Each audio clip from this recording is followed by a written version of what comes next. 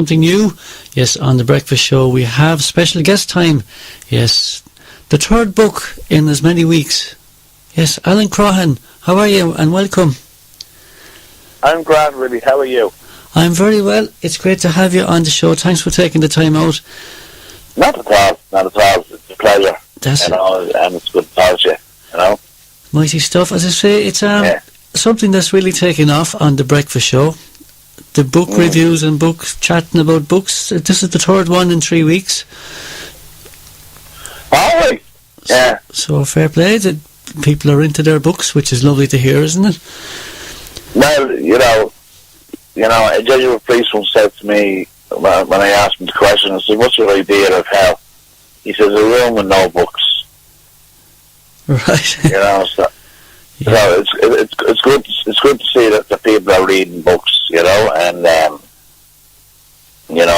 because that's where you learn. That's it. A book without a room with no books has no knowledge, as to say. Yeah, that's true. Do you know what I mean? And it's I've always read, and I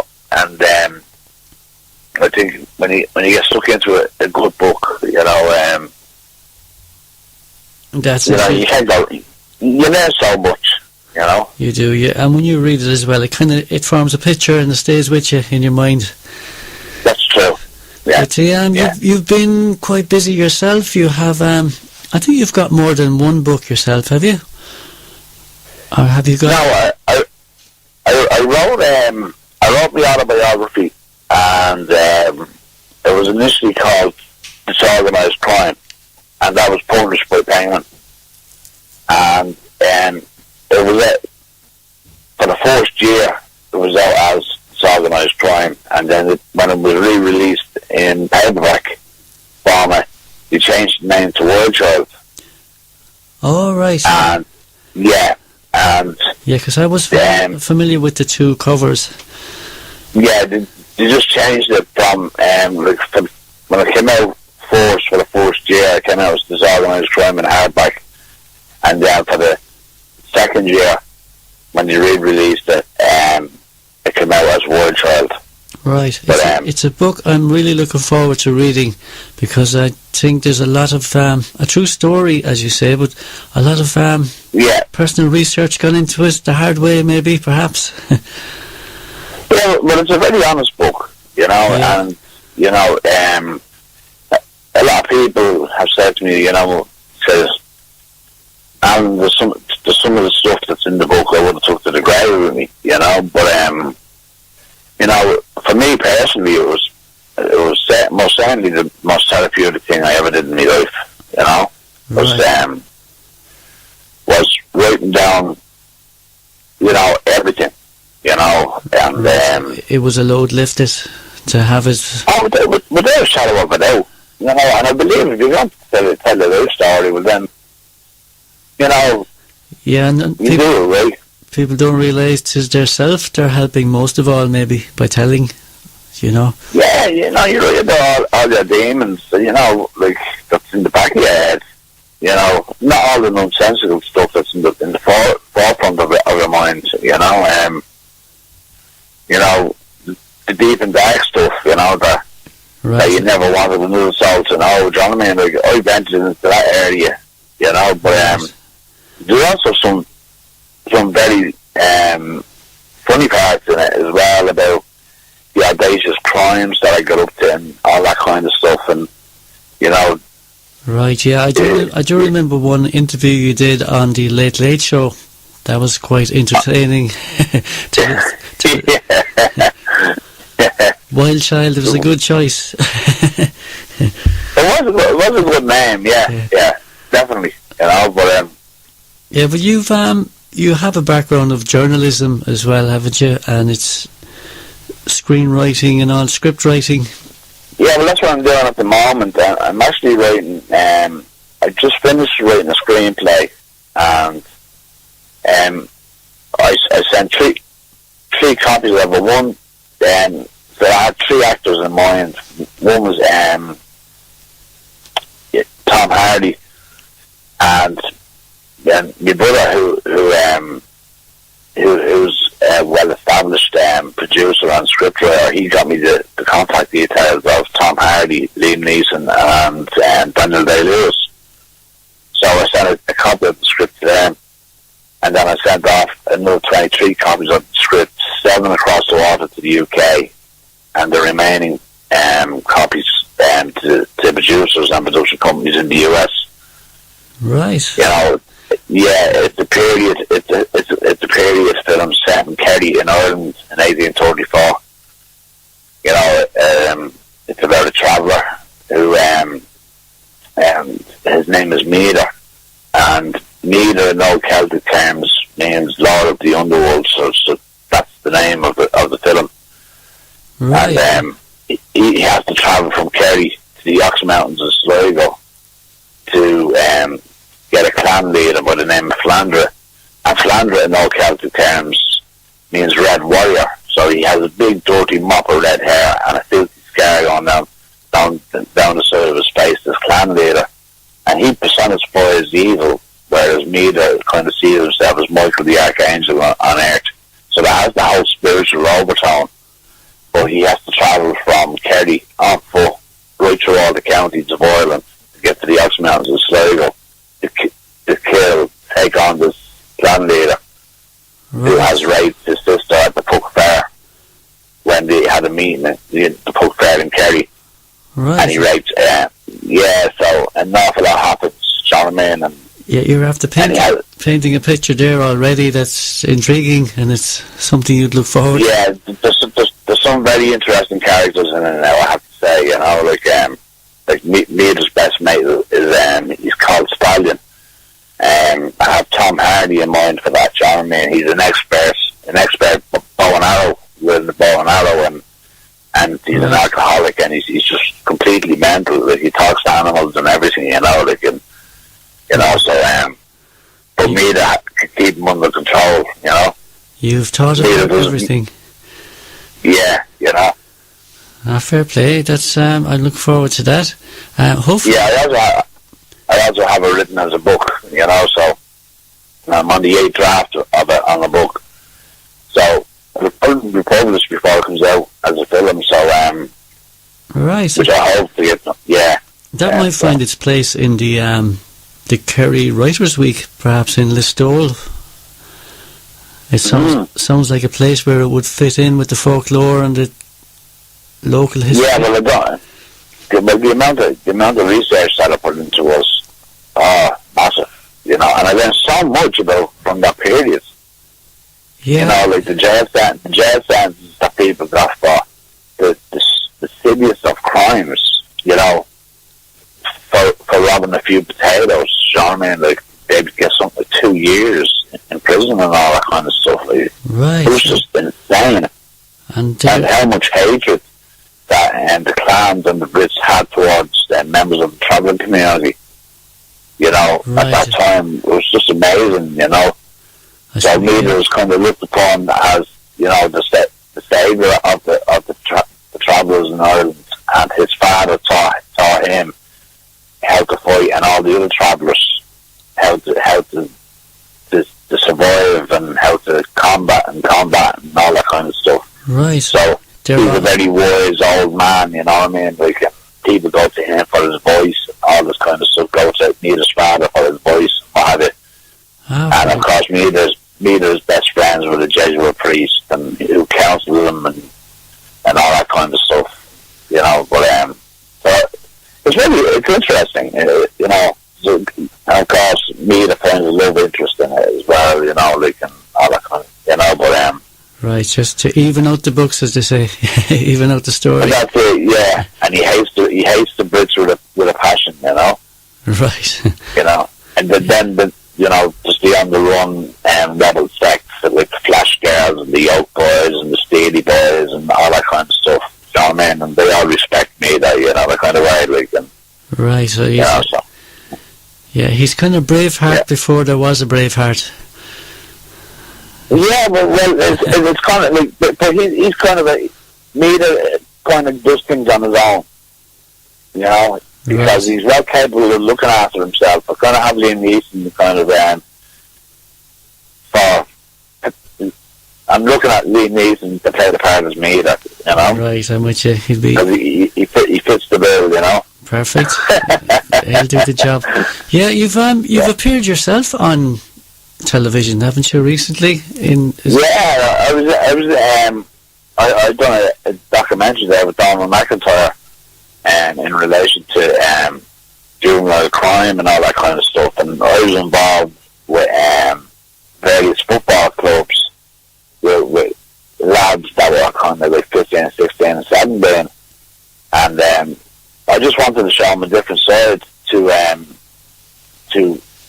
that not all kids, not all teenagers are involved in drinking and criminality and that kind of stuff.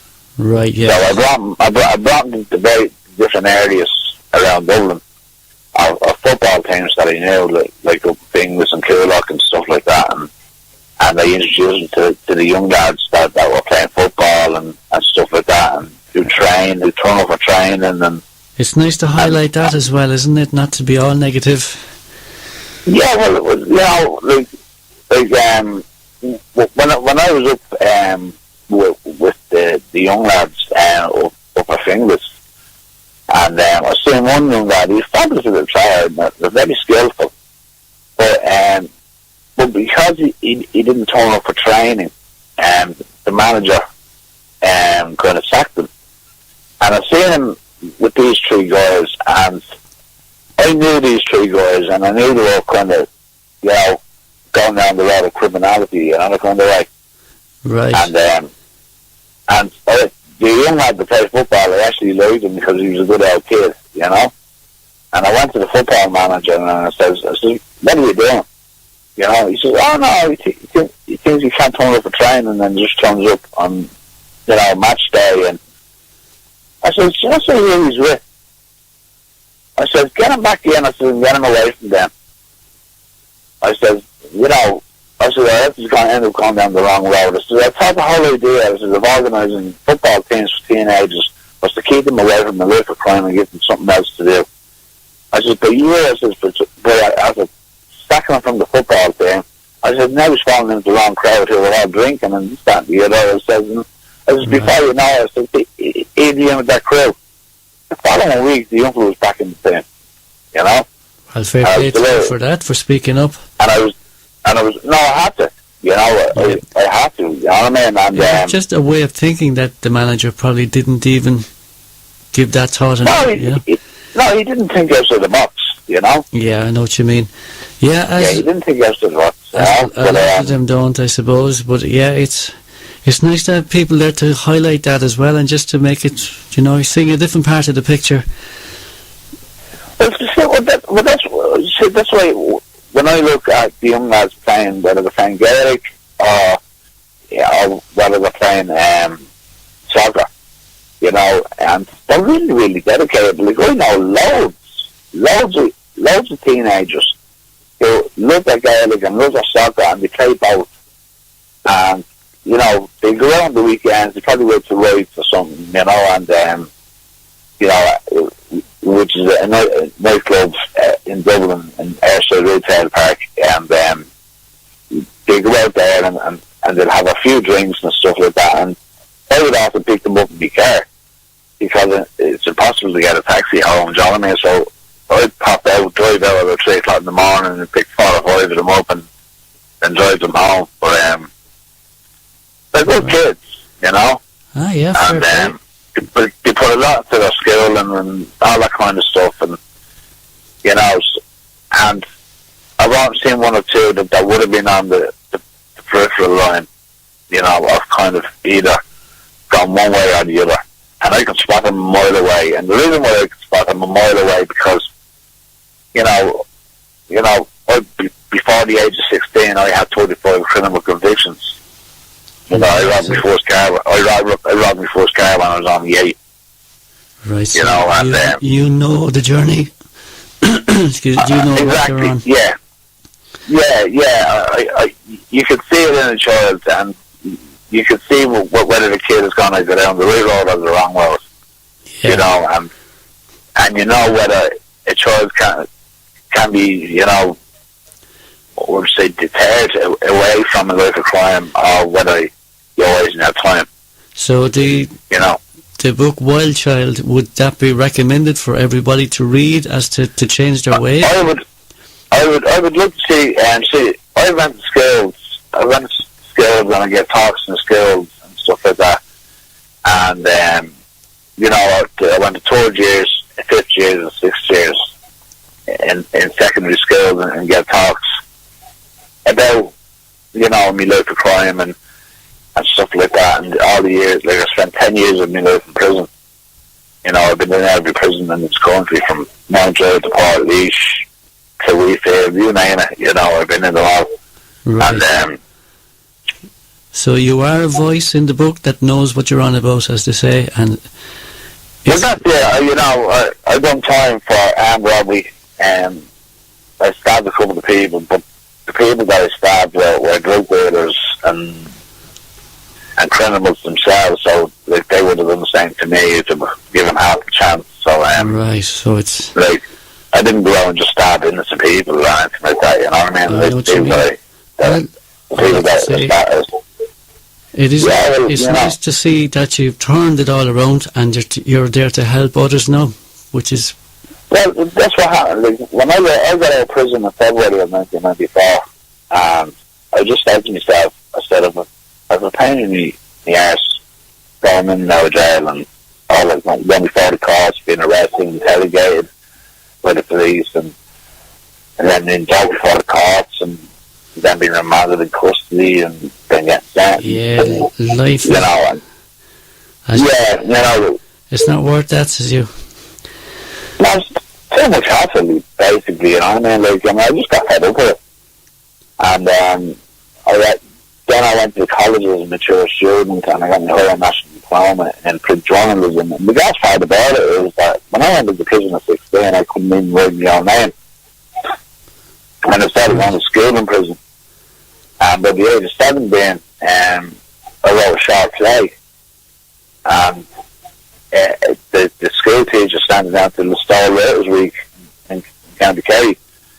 And John B. Keane, the rest of was the judge of the competition. And I forgot all about it.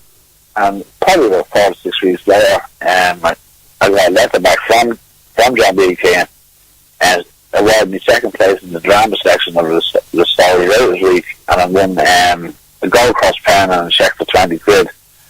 And that was back in 1985. I was only 17 at the time, Right. And here. So I just kept on writing. I used to write short stories in prison for all the lads to read. Do you know what I mean? Because they'd be annoying me, every night. Alan, have any short stories to read, Right. So I would always be writing short stories, and I still have everything. I keep everything that I've ever written. And so when I went to college then, I was a mature student, and I was only 3 weeks in college, and I had my first story published in the Sunday World. I actually interviewed my first story. I interviewed my old landlord, which was Governor Ronigan, and of Mountjoy. And fair play to Governor Ronigan. I know he's retired now, but he gave me full access to Mountjoy Prison, to the Hangman House where Kevin Berry was hung. Right. And he allowed me to take photographs and everything else, and he gave me a great interview, and also I got to know Anne there very well, and she gave me a very, very good interview as well. She gave me more information than she ever gave any other, because I won 3 public speaking competitions where I competed against colleges from the outside, from UCD and Trinity and stuff like that. Right, so you had a natural flair for it. Yeah, well, I'm not sure, but not for play, as I say, the time is against us on the radio, but I hope you come back and talk to us again. It's very interesting. Absolutely, any time really, but thank God now, I've moved on from that, and it took me about 3 years to write me autobiography, but I was very honest and very open, I talk about, when I was sexually abused and all that kind of stuff, and bullied and all, as a child, and I went into great detail, and then I go on and talk about my journalistic career where I worked as a journalist and I written for every national tabloid newspaper in this country, and and then obviously I ventured into doing the book writing and the script writing, on a full-time basis. Well, fair play. We're glad you're putting it down on paper, because you're just changing the course for so many ahead of you that might not get the chance. Well, that's it, as I said, last year now I only had a liver transplant, and that was